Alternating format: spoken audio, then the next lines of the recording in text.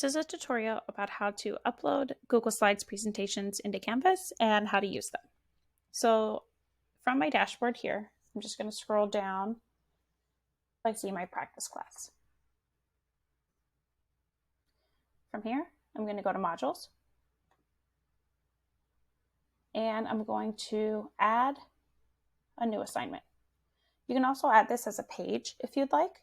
You would just change from assignment to page if it's something that you don't want them to turn in. For art class, I usually make my whole lesson and then I make it an assignment. This way students can turn it in afterwards from the same page. So from here, I'm just going to call this practice. Click add item.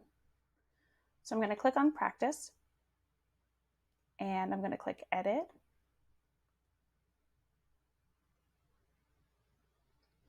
And I'm going to go to this button here, which is the raw HTML editor. Okay, from here, you can find your Google Slides presentations in your Google Drive. This is one I already have open. And from here, I'm going to click File, Publish to the Web. So if this is the first time that you do it, you're going to click Embed. And it's going to ask you a question down here. You're going to click Large. You're going to say yes or whatever it is. And then you're going to get the code right here. You can click Copy, or a shortcut is to hold down the Control-C button on your keyboard. And if it doesn't already say Publish, you want to hit Publish. I'm going to go back to my Canvas assignment. I'm going to paste. You can also click Control-P as a shortcut on your keyboard to paste. And the only thing I'm going to change is the width. I'm going to make it say 100% instead of the number that was there. This way, no matter how wide the screen is, it won't cut off. It will fill up 100% of their screen. And then I'm going to switch back to the content editor so I can see my presentation. Okay, from here, you can, just like any other assignment, add points, change the submission type. For art class, I typically do external, or I do online submission, file uploads, and then anything else that you need to over here, and click Save and Publish, or Save if you're still working on it. The good thing about explaining your directions in your assignments in Google Slides is that everything is very compact. And if you change it in your Google Slides presentation, it will automatically upload any changes into the Canvas assignment. Some things that I like to do are to add audio to narrate all my slides.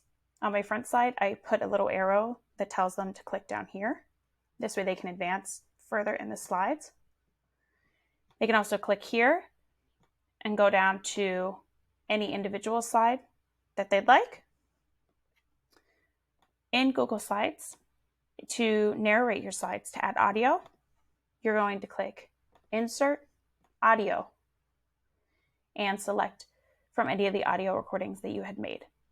If you don't know how to make an audio recording, you can do it from most computers.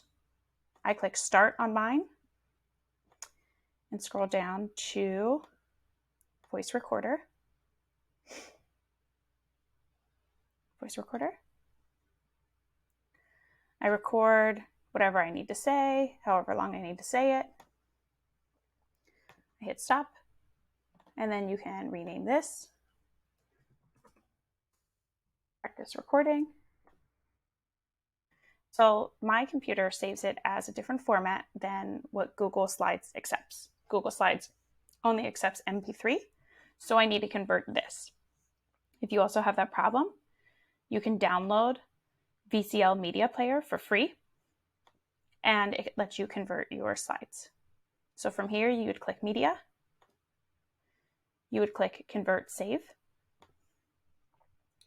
add the practice recording, make sure it says Convert Save, I'd click Convert, and then you make sure it says MP3, and browse where do you want it to end up. In this folder, sound recordings on my desktop is fine, and I like to rename it MP3 so I know which file type I'm going to upload into Google. I'm going to click Save and Start. So from there, I can go back to my Google Drive.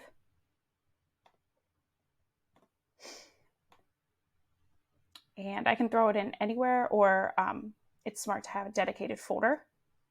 So for me, I have this audio files folder here. You would go to your sound recordings and practice the MP3 one, drag it in, automatically uploads, perfect. Go back to Google Slides. Insert audio. Usually the last one that you recorded shows up first. If not, you can just search for it here, and it will insert it. On some slides, or on most slides, I would say, I play it automatically, and I make sure the volume is all the way up. And you can also make the button as big as you think that your students need. I do that on each of my slides. I have an audio narration. Another thing that you can do in Google Slides is put links. So for example, you can add videos. So this is a video that I made to show students how to submit their assignments into Canvas using Loom. You can add quizzes. So this picture, I could link by clicking this link button here to a quiz. It could be a Google Form quiz, or it could be a quiz in Canvas. If I made a quiz in Canvas,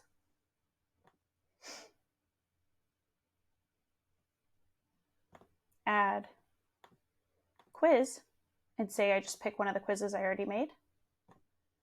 Here, I can click on it.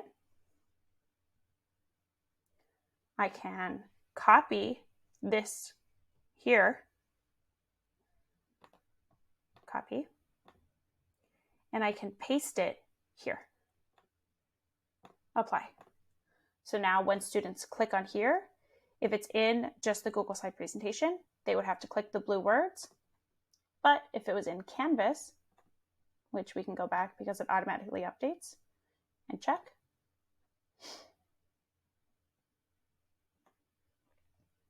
I'm going to click directly to that slide. We would click on the picture and it would automatically go to the quiz. Now, this quiz doesn't have anything in it. That's why it looks like this, and also because we're on the teacher side. If we want to look at it on the student side, I can click Home, Student View, Modules, Practice,